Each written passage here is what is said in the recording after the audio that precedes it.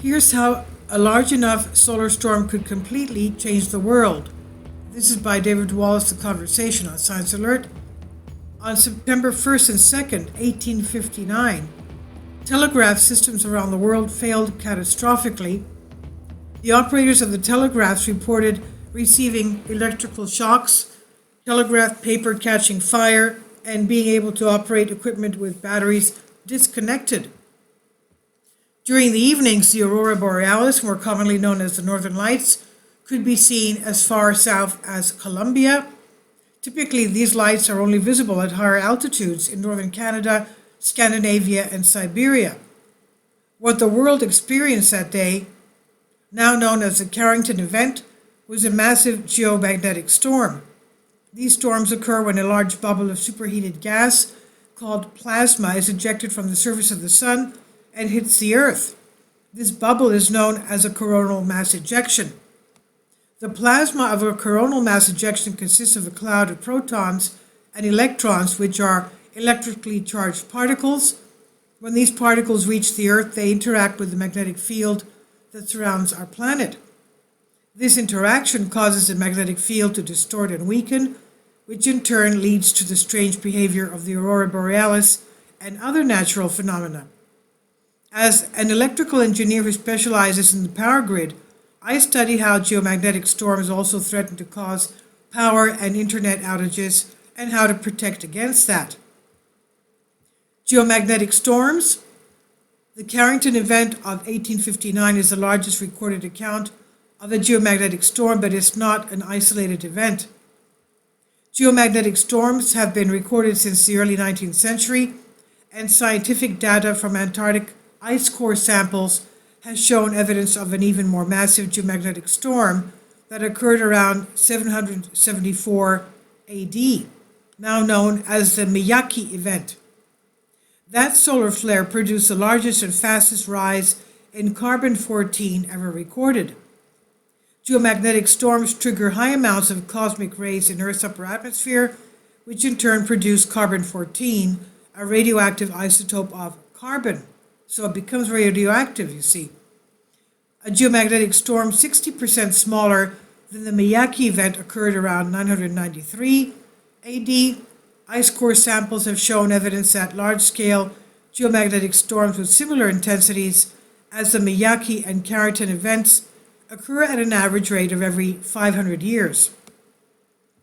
Nowadays, the National Oceanic and Atmospheric Administration, NOAA, uses the geomagnetic storm scale to measure the strength of these solar eruptions. The G scale has a rating from 1 to 5, with G1 being minor and G5 being extreme. The Carrington event would have been rated G5. It gets even scarier when you compare the Carrington event with the Miyake event. Scientists were able to estimate the strength of the Carrington event based on the fluctuation of Earth's magnetic field as recorded by observatories at the time. There was no way to measure the magnetic fluctuation of the Miyake event. Instead, scientists measured the increase in carbon-14 in tree rings from that period. The Miyake event produced a 12% increase in carbon-14. By comparison, the Carrington event produced less than 1% increase in carbon-14, so the Miyake event likely dwarfed the G5 Carrington event. Knocking out power. Today, a geomagnetic storm of the same intensity as the Carrington event would affect far more than telegraph wires and could be catastrophic. With the even greater dependency on electricity and emerging technology, any disruption could lead to trillions of dollars of monetary loss and risk to life dependent on the systems. The storm would affect a majority of the electrical systems that people use every day. Geomagnetic storms generate induced currents, which flow through the electrical grid. The geomagnetically induced currents, which can be in excess of 100 amperes, flow into the electrical components connected to the grid, such as transformers, relays, and sensors. 100 amperes is equivalent to the electric service provided to many households. Currents this size can cause internal damage to the components, leading to large-scale power outages. A geomagnetic storm 3 times smaller than the Carrington event occurred in Quebec, Canada, March 1989. The storm caused the Hydra Quebec electric grid to collapse. During the storm, the high magnetically induced currents damaged a transformer in New Jersey and tripped the grid's circuit breakers. In this case, the outage led to 5 million people being without power for 9 hours. Breaking connections. In addition to electrical failures, communications would be disrupted on a worldwide scale. Internet service providers could go down, which in turn would take out the ability of different systems to communicate with each other. High-frequency communication systems such as ground-to-air shortwave and ship-to-shore radio would be disrupted. Satellites in orbit around the Earth could be damaged by induced currents from the geomagnetic storm, burning out their circuit boards. This would lead to disruptions in satellite-based telephone, internet, radio, and television. Also, as geomagnetic storms hit the Earth, the increase in solar activity causes the atmosphere to expand outwards. This expansion changes the density of the atmosphere where satellites are orbiting. Higher density atmosphere creates drag on satellites, which slows it down, and if it is not maneuvered to a higher orbit, it can fall back to Earth, as what happened with 40 of the recent Starlink satellites of Elon Musk.